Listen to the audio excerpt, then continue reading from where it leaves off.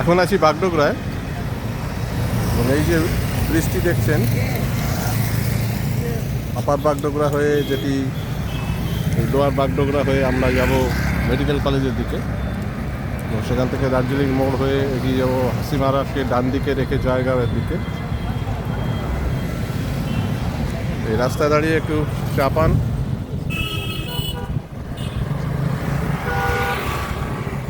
এই বাগডোগরা পেলেই মনে পড়ে যায় অনেক বছর আগের কথা।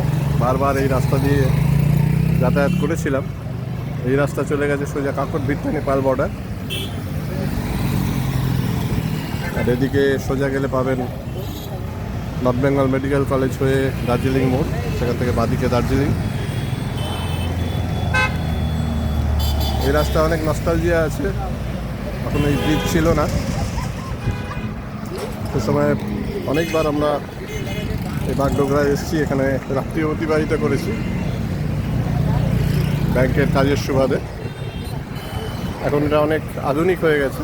এই ব্রিজ বছর তিনেক প্রায় হলো চালু হয়েছে।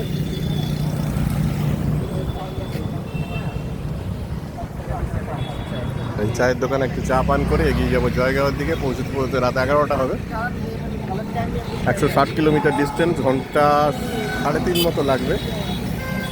ফ্লাইট 1.5 ঘন্টা ডিলে হয়, একটু দেরি হয়ে গেল। দেখা যাক। আমাদের জয়গাঁওতে আমাদের ভুটান গ্রুপের লোকেরা এসে গেছেন, হোটেল শীতল রেসিডেন্সি, সেখানে পৌঁছে আজকে রাত্রিবাস, কাল সকালে ভুটান যাত্রা।